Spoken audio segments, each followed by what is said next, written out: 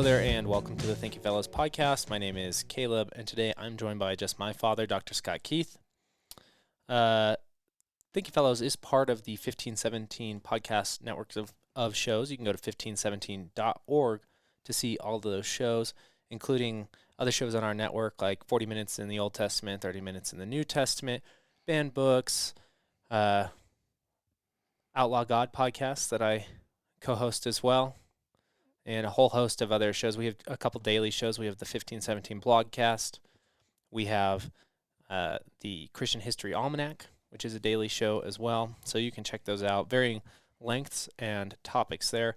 And the website will give you an overview of those. And if you do find yourself interested in regularly listening to one of those programs, the best thing to do is to subscribe in your favorite podcasting apps.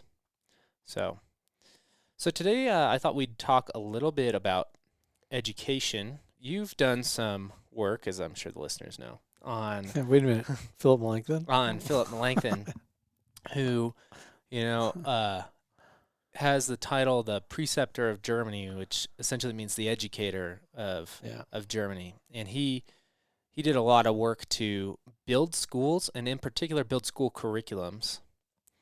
And one of the reasons I thought this would be an interesting episode to do right now is because there's a little bit of a back-to-school crisis going on right now, in one form or the other, which is that because of COVID-19, schools, individual schools, school districts, states, have had to make decisions whether kids are going back into physical buildings or whether they're doing school by distance, online, and whether it's physical and there's some adaptions to how long classes are, how many kids are in a class, how long school is, or it's online. A lot of this is a change for parents right now. And at the very least, I'm seeing in a response is a lot of people paying more attention than they have in a long time to the content, also to the content and the methodology of how their kids are educated. Part of this has just sort of been bringing up questions like, whoa, what are my kids learning? How are they learning? Will online school work?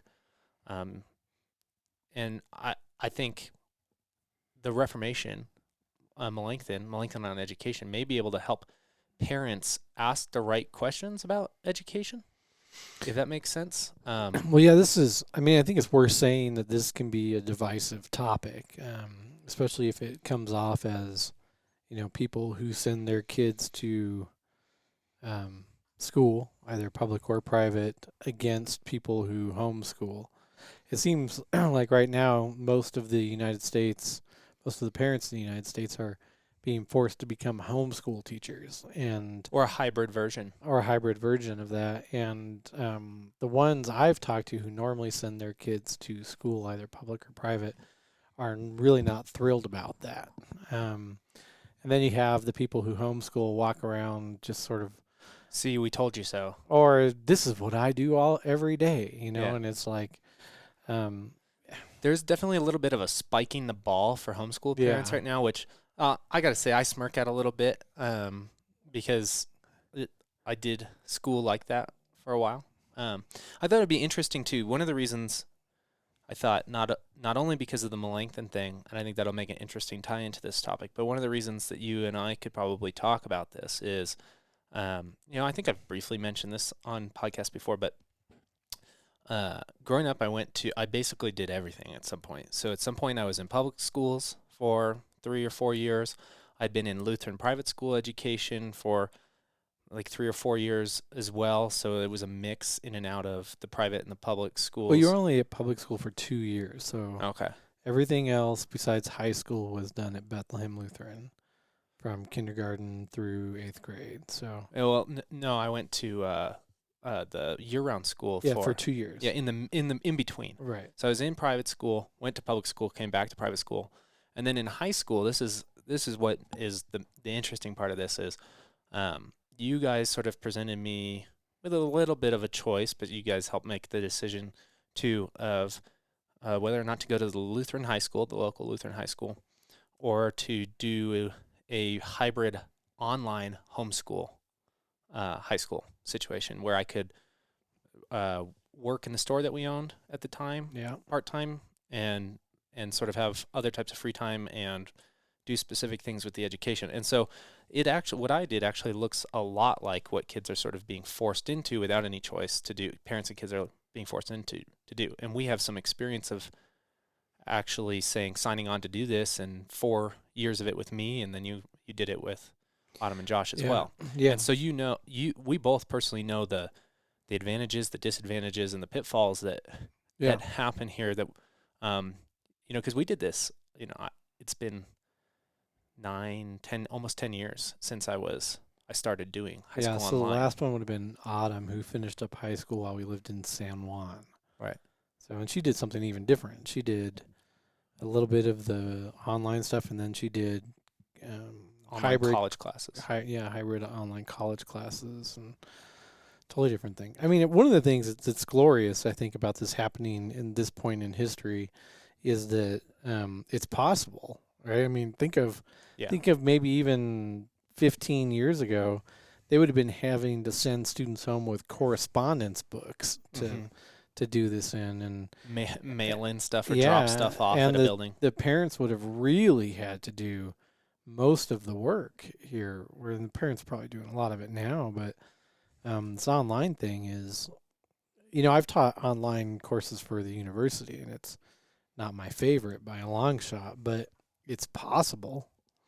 I don't think it's always the best way to learn core skills. And I'd say one of the benefits when you did this was that you were in a writing intensive program. Yes, video communication wasn't good yet when I started this, so you couldn't have done really live classes facilitated with teachers streaming. Right. And so the content that I had was written lessons that you read on your computer screen, or you could print out if you liked that. Oftentimes a video that was embedded, like a recorded embedded video from a teacher, and it was oftentimes the teacher that you had correspondence with. Right. And then 2 types of work: multiple choice questions in lessons that usually followed the reading immediately to see if you comprehended the content, but they made up probably less than 10% of your grade in every class.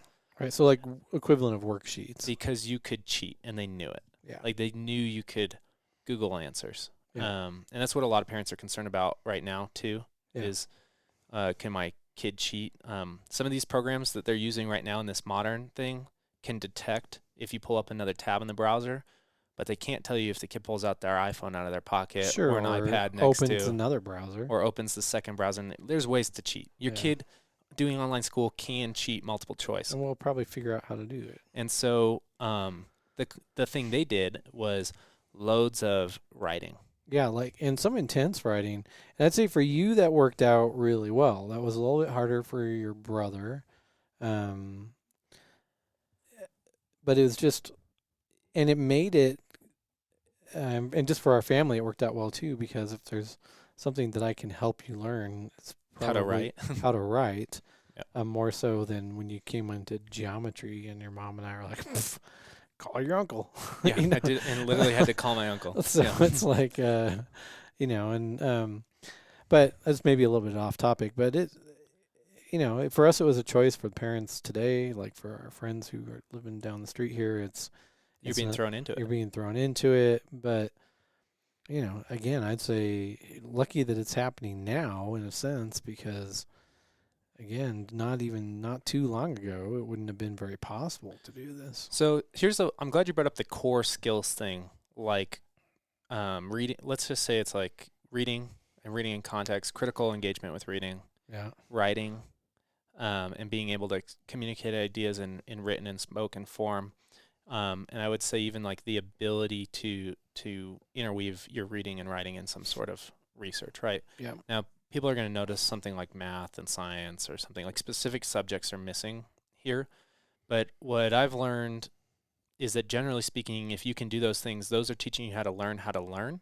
Yeah, foundational skills. And you can then take those into every subject. Right. So if you're pretty good at following the reading and critically reading, you're going to do well probably too in like something like a biology class, because a lot of that is presented in writing, and it's asking you to critically memorize sections of it, and then oftentimes to apply those things outside of the scope of memorization, Right. which are the same things. And one of the things with this hybrid issue right now is parents have the unique ability to, more so than in the past, I think, engage how their kids read and write and maybe monitor that a little bit outside of just a grade. So you can see your kid actively sitting at the table writing an essay that they might have had a short essay to do in class at school that gets turned in immediately to the teacher, and you never see till it's a grade in a grade book. Right. And you might actually be able to see it, read it, see how your kid, if your kid struggles to do these, like essays, like in class essays or something like that. You can watch your children read. You can see if they read out loud. You can instantly see some of this feedback if you're at home, right, with them. And so you might be able to say, well, hey, there is a reason they feel like they have to pull out their phone and Google every answer to these multiple choice questions. It's because they're not understanding things from the reading, and lectures over Zoom or Google Hangouts or whatever they're using are difficult. And so there might be an opportunity for parents to engage some of that, to outside of just seeing that their kid does well with a B or an A or whatever. Yeah. So I've been thinking about that a lot, because specifically like with Melanchthon, the sciences, the arts were broken down into essentially the individual arts, the disciplines like science, literature, mathematics. We'll throw in astrology there because they all loved it during that era, and into the trivium, which were your more basic things: grammar, dialectic, and rhetoric, which were essentially being able to read and understand, to formulate those into like coherent thoughts that communicate ideas, and then to be able to teach or express or rewrite those ideas in your own words. The trivium can't be overlooked if we're really calling this episode Melanchthon in education, because as early as 1527, which is pretty early. This is pre-Augsburg Confession. His elector is sending him and some others, theologians, around to do visitations of churches, and as they visit these churches and towns where the churches are in, they realize that the level of education is pretty low. And by the time Melanchthon writes his visitation articles, he is giving right around 1528. He's giving an outline for how education should happen in these various principalities and cities and things like that. And it's interesting. One of the first things he recommends to do is that he recommends break up the students, and he doesn't necessarily just do it according to age. Melanchthon's request for what end up being the principles of these what are called Latin schools that he establishes and writes a curriculum for is that they first be broken up according to whatever level they are in reading. Their ability to read. Ability to read. And then we might call this where they are sort of on the grammar end of the spectrum of the trivium, right? Grammar, we sometimes think of it as just reading and grammar, but really it's mastering the basics of whatever material and whatever subject could have been grammar. It would have been, the who, what, where, when of any subject, and it's surprising from Melanchthon, and it's ordering of facts and the reality of the world, or it's ordering of data.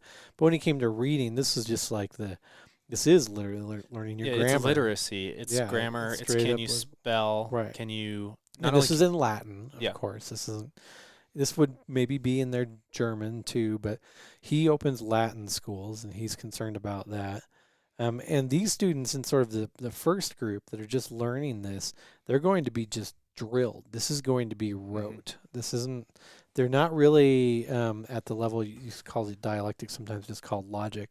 They're not really at the level of being able to put things together yet, and critically think through them. They're just learning by sheer memorization. When we do this,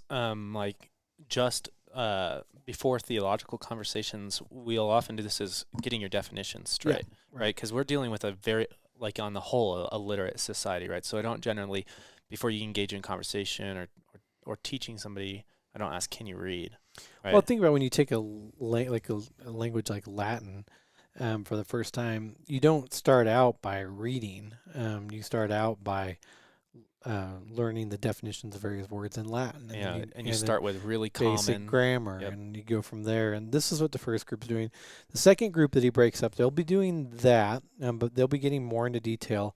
And as they learn more, they'll actually start to read some of the classical texts, um, including people like Aesop, Terence. I mean, yeah, Melanchthon is of course trying to work them up to Homer because that's his The piece love. de resistance. Yeah. And then when they had sort of thoroughly learned their Latin grammar, they move into the third group. They're going to get some Virgil, some Ovid, maybe some Homer, and you can kind of see a theme here that for Melanchthon, as he develops this what we might call this classical curriculum, no student is going to be moved from, say, grammar to dialectic before they have mastered the skills of grammar, and they're not going to be moved from dialectic to rhetoric until they have mastered the dialectic, the logic of the thing. And I wrote a blog about this some time ago, saying that I wish people would have to pass a sort of grammar, logic, rhetoric test in whatever subject they want to comment on in the internet, because so many people that are at the level of grammar feel like they need to express a rhetorical opinion. I don't mean rhetorical as in No response no needed. response needed, but just like an opinion that is put together and is out there Presented in the as world, authoritative. presented as authoritative. And really, in Melanchthon's world, you wouldn't have been allowed to do that. You wouldn't have been allowed to express an opinion on a topic until you had mastered the foundational aspects of that topic. And there's going to be two foundational aspects. There's going to be just like the sheer, like I said, who, what, and where, when of the thing. And then there's going to be actually the dialectic of the thing, the critical thinking aspects How does of this it. apply to me? How Questions. does this apply to our time? What's the meaning of the what text? was like say you're taking this in history. The grammar aspect of a history course is going to be learning the dates, essentially, Learning time periods. and the individuals of the thing. The logic section of this is going to be maybe learning the historical circumstance of, politically what was going on at this time, what was happening in the church, what culturally what was happening, You're learning all those things, and you have to master those two things before you come to rhetoric, where you're allowed to express a conclusion, a thought. Yeah, a unique conclusion about two, and probably something very narrow, two particular aspects of those interchange. Just think if we were to apply this to the modern conversation on politics. What if before you were allowed to express a public political opinion, you had to pass a grammar test? Okay, do you know the who, what, where, and when of our political system? Do you know the branches of Constitution, the branches of government, who your representatives are in your local area? The governor, how they vote, what they're all this. Okay, can you relate that to other areas and how, like, the specific sort of, let's say in California, the specific economic makeup of how California makes money and the GDP of California and all that plays into why political leaders make the decisions that they did? Can you express all that? And okay, now great. Now you get to have an opinion. Yeah. That you express publicly. Or you could say, this is why I think it's being done wrong. This is a positive argument for change. Now, of course, I'm not actually saying that this should be the case. But I mean, part just of this, think of if it were. Well, part of this is really, really offensive to Americans, right? This is like, this I think instantly will bump up against somebody's idea of free speech, which is I have the right to express opinions. And in fact, somebody in the grammar stage and in the dialectic stage is going to be forming opinions. This isn't like the people learning and reading are robots. It's really about being able to teach those opinions to other people and to be able to publish them or form them in a way that's authoritative. That's actually a little different than free speech in the sense that it's not stopping you from having that conversation with your teacher. It's not stopping you from having conversations with other students. It's basically saying you can't teach this yet. You can't come to a new conclusion that your Well, teacher hasn't you're given. not an expert on Right. this yet. Can you imagine what would happen to Twitter if people had to Right. first go through the grammar and logic of a position before expressed, Or blogs, right? or Twitter, blogs? blogs. One of the reasons Yeah. I originally wrote it in a blog was at sort of bloggers. Just kind of funny. Who had not? Yeah. Yeah, yeah, yeah. So yeah, that's a good place to jump off on. And I think so. The question is then, how can parents do anything about this if some of this type of progression isn't in the curriculum? And I think this is actually where like the fact that school may be happening in your living room right now is part of the opportunity to at least start asking the questions. Is there some sort of, can I see a pattern? Well, one of the wonderful things about school happening in your living room right now is that you can sort of be the Socrates to throw the questions out to see if on particular issues, the ones that they're learning or the ones that your kids normally express opinion, especially if they're older, express opinions in, um, whether they have sort of the grammar and the logic nailed down on a particular issue before they start spouting the rhetoric, and sort of teach them to think out opinions before they express them. And this may seem, I was probably a little too relentless with this kind of thing. But the interesting thing is that this is the learning process of a classical education. This is how you get people to go back, and if they haven't mastered the grammar and the logic of a particular issue yet, to get them to go back and to do that. Is just by pressing them on it. And when school happens in your living room, you can do that. I'd say more easily than when it doesn't happen in your living room. Yeah. Um, Again, this is hard. You have to know what they're learning. You have to listen to what they're saying. This sort of goes to I always say when I started teaching being dad, people wanted me to give them parenting advice, and I was very reticent to do it. But the one piece of advice I would always give is to talk to your children no matter the age like they're little adults, because that teaches them to talk and to speak and to converse as educated, sort of smart, adult-ish people. Yeah. With even other children and other adults. And sometimes you end up with kids that seem like they know way too much, but at the same time, wouldn't you rather that than the other option? Classical education, in Melanchthon's view, happened as much, I think, in the home as it did in the Latin school. Same thing with Luther, or education in general. So yeah, I mean, this is not just Melanchthon. Actually, Luther writes about the importance of the trivium and the quadrivium as well. Particularly he talks about it in the formation of people doing theology. So Luther says everybody's a theologian, but what does the public theologian need to learn in order to then not only just believe these things, but then teach other people to believe? And he places the trivium at the really high up on the importance list of this. And again, sometimes when people think of the trivium, they're just thinking in terms of like reading and writing. Right. And you take it. This would apply to how Melanchthon taught mathematics. This would apply to how he taught history as being one of the sort of first instructors in history. Well, here's some examples of how we do it in, let's say, in theology. So, in the grammar, something like grammar would be like the small catechism, like basics, everything you need to know. The basics of the faith expressed in the creeds and in the law and in the sacraments. It goes on from there that you start to then learn as you begin to read the scripture which built those. Right. You then get to relay that back and ask those questions now in light of scripture that you're reading further and further. During that phase, you might learn, say, we do this all the time and nowadays too, is learn about the geography of where things took place in scripture, right, what it means for Israel to wander 40 years in this same place, where the events of the Old and New Testament take place, why it matters that it took place in places that we can identify today still, even. Things like that, why people even then could make pilgrimages to the Holy Land and see and touch where these things took place.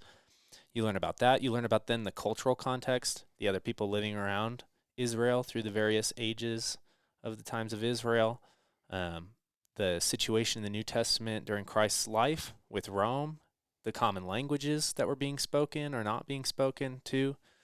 Um, all you just start to learn more and more context, and you can build that into the doctrinal ideas that have been gifted to you in that grammar section, and then you can start to connect those two things and have conclusions and to teach. And I'd say sort of on a practical basis for parents, understand the in Melanchthon's view and others, and in the view of sort of classical education based on the trivium or the quadrivium, that there's an order of operations to learning, that it's not haphazard.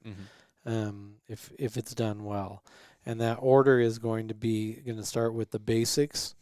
It's going to move into sort of the logic of the why within those basics, and then it's going to go from there, learning how to express views based on the previous two, on just the mere facts and the sort of why and how this works and that type of thing. And I think when you start seeing education like that, education becomes a lot less arbitrary. Yeah.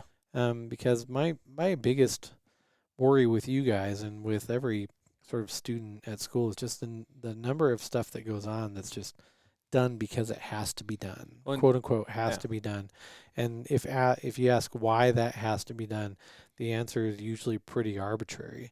I have family members, extended family members, friends, lots of people I know who are teachers, work in private and public schools.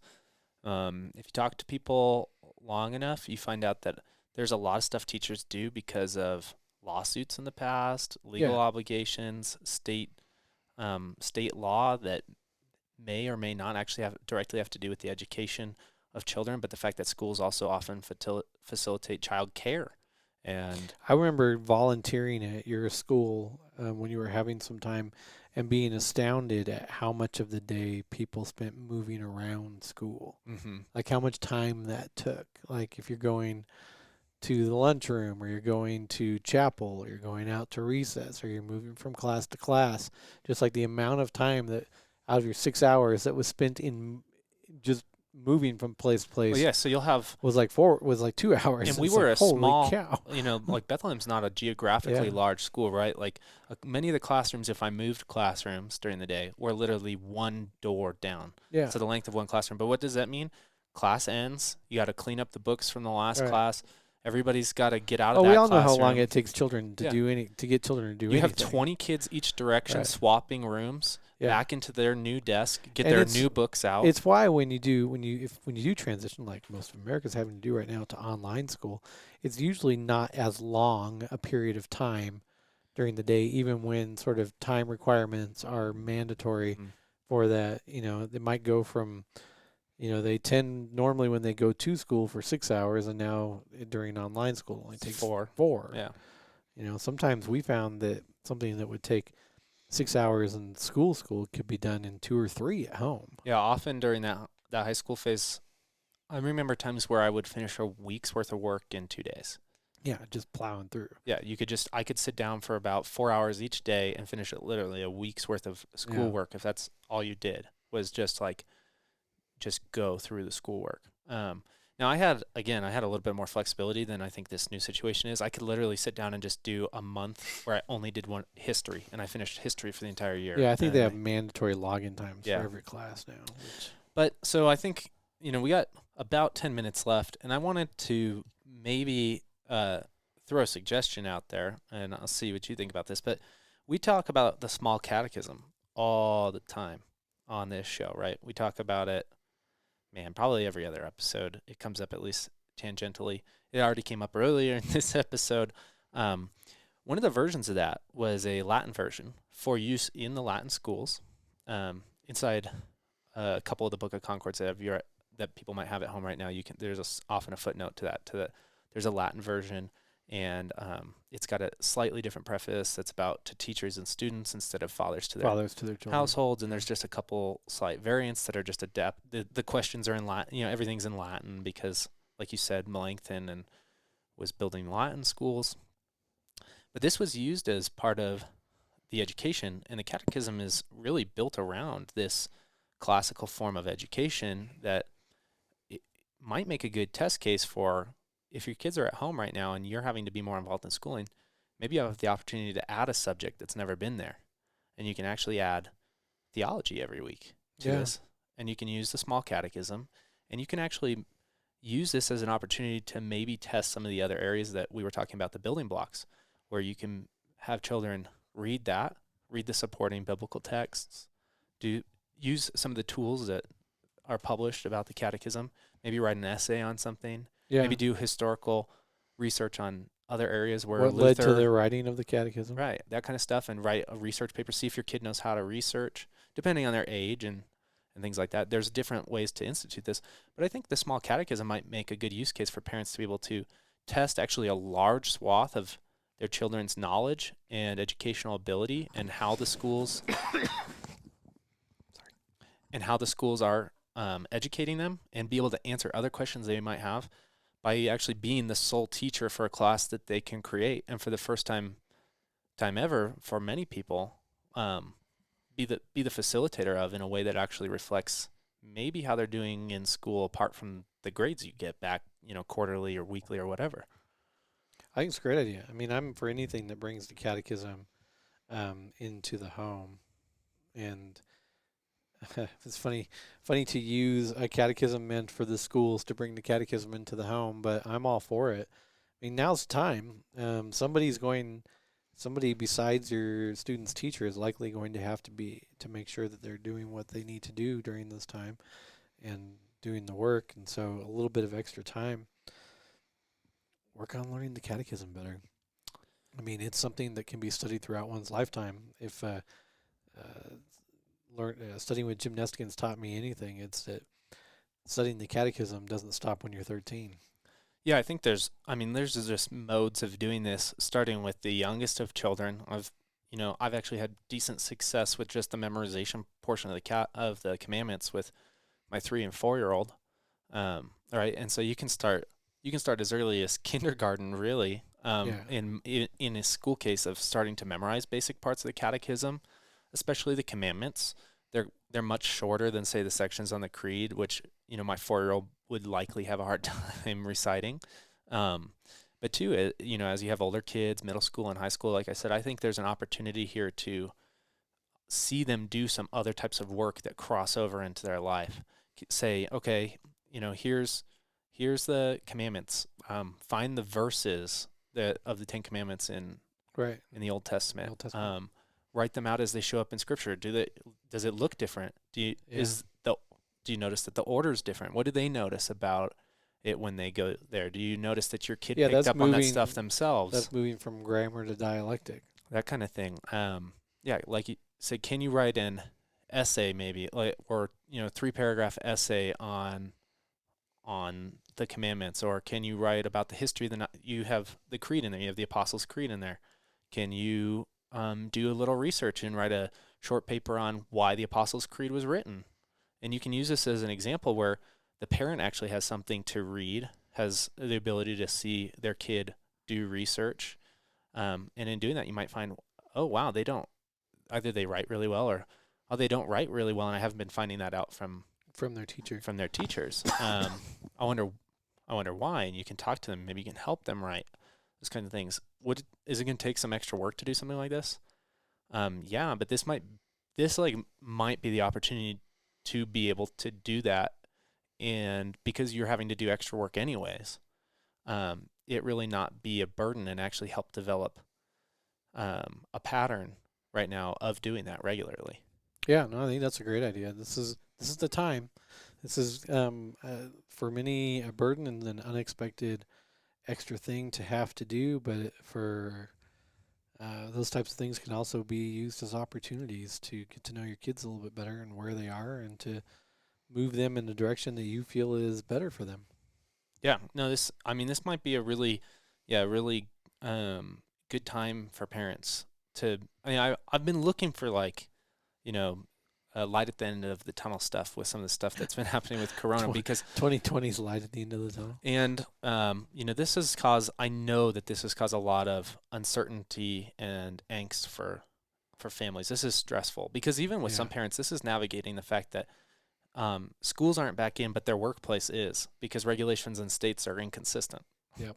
In California, for instance, it would be very easy right now for you to be allowed to go back to work, but your child not be allowed to go back to school. Right. How do you manage that they're actually doing any of Yeah, it's hard. the homework and stuff like I mean, that? this is I feel bad for a lot of the parents right now just because so many of them for just to make it in this crazy world have to be two income families, and that's very difficult to decide who sort of stays home with the kids and does the school thing with them. Normally they'd go to school during the day and the parents would go to work, and I'm sure they make arrangements if somebody gets off early or whatever to come after work, but that's just not an option much right now. And I've heard that there's a lot of disparity between more affluent parents, less affluent parents. More affluent parents are starting these pod things, which I think are a great idea, where they take turns staying home, and Oh, they take a day off work or something yeah, like that, and they well, rotate. and students will do text, and they'll do school in small groups, but poor parents can't Maybe take afford that time off. take that day off, and it's rough right now. So my prayers are with people who are raising kids at this time, because this is a different time. Yeah, no, there's a this is definitely difficult. So I don't want to underplay that, and also saying like here's another thing to do in this episode. Yeah. But um, regardless of it, whether you're able to pull that off because of time constraints or something, I do think that this still lasts as the opportunity to actually be able to investigate really freely into how, what, and why your child's being educated. Um, and you might not be able to do something like pull your kid out of that school and take them to another one, right? Especially right now, I can't imagine how like backlogged private schools that have been doing online education for a long time are right now. Like the one I did, I'm sure they filled up instantly, right? As parents saw the writing on the wall and stuff like that. So that might not be an option to you. But talking and communicating with schools is. A lot of people kind of forget that there is some, oftentimes, I mean, we're in a small area, but you can get a hold of superintendents, principals, stuff like that. And right now, they're not in school buildings, and I'm sure there's lots of emails, phone calls, and stuff that they have to take because of people being concerned. And now's the right time for those concerns to just be happening in your own house, and not exported to somewhere where you don't see and can't really freely investigate. Yeah. Yeah. So both hardships and opportunity at this time. Yeah. So hope people enjoyed this episode, even if your kids aren't in school. I think the investigation of the importance of education and the Reformation is important. We have just 5 minutes left, and I thought maybe we can talk about this a little bit, about why education was so important. You talked about the visitations there. This is actually a massive portion of the Reformation that sometimes gets overlooked in light of the theological conversations because of the freeing of the gospel is so significant and important. But part of the lasting aspect in order to make the gospel amongst people and churches last was actually to get them to rely on being able to read the scripture. Yeah, right? I mean, the long and the short to that question is that along with the Reformation, you had this movement called the Renaissance, and in northern Europe, sort of Germany area-ish now, the focus of that Renaissance was very much educational. Yeah. People were encouraged not only to read in their own languages, but to learn the classical languages if they could, and read in those, and to read the classics, some of whom we've already mentioned before. And along with that came reading the Bible itself, and then Luther even translates the Bible into German. To read the Bible itself, to know what God had to say for yourself. Yeah. And in a sort of quote-unquote unmediated way. You're not getting, this is what God said from your priest, who then got it from Thomas Aquinas, who maybe got it from the Bible or Lombard sentences or whatever. Yeah. It's a more direct path to God's word. Well, this required people to be educated. And education meant being able to read and write, have some basic knowledge of the arts, philosophy and history, mathematics. There was an increased importance too in lay people knowing why they call a pastor, understanding if that pastor is doing that job after they've been called. How can called. you hold your pastor accountable to teaching the Word of God rightly if you've not read the Word of God? Answer, you can't. And so we should maybe do an episode on Melanchthon as preceptor of Germany, because his history with reforming the educational system in Germany is as deep as his history as a theologian, if not deeper. I've often said when I give talks on Melanchthon that if you attended a liberal arts college, you owe a lot to Melanchthon. You owe a lot to Melanchthon, because he was the one that wrote the curriculum for the reforming of the liberal arts colleges across Europe, including the UK. Europe. So even if you've done the UK system is a little bit of a different holdout. The sort of the Oxbridge system that influenced the UK. They kind of had an independent thing going on, but definitely. But our system is more derived from continental Europe in the United States than it is from the UK. Weirdly enough. And so within the United States, if you've gone to a liberal arts college, which was founded primarily on sort of European models, you owe a lot to Melanchthon. Yeah. No, I think that's good. We should probably do an episode on that. You've done work on that, obviously. I did a research paper on that as well. Yeah. In Melanchthon, and so I think there is a ton to explore there. Oh, yeah, in fact, in the more volume, than you could imagine. Like you were saying, in the volume of his written works, there's just in word count more when it comes to classical education and sort of humanist topics than there are the theological ones. After he wrote the Confessions and the Loci, his theological material basically was constantly revising, rewriting, or extending those things. Yep. And so once he has the core of that, it doesn't break out of that a ton besides some commentaries here. Near his death, he says that his whole life had been devoted to protecting the letters. So, protecting classical education. Yeah. So awesome. Well, hey guys, thank you for listening to this episode. As always, you can support the show by going to 1517.org/donate there. And if you'd like to leave a 5-star review, we've built up quite a few of those. We're nearly 600 right now on that. I would love to cross that line. You can go to Apple Podcasts. I'll put a link in the show notes. Even if you don't use Apple Podcasts, if you don't use an Apple device, the link will take you there in a browser where you can often leave a review. And so that's doable even for non-Apple users. All right. Thanks for listening to this episode. We'll catch you next time. All right. Bye.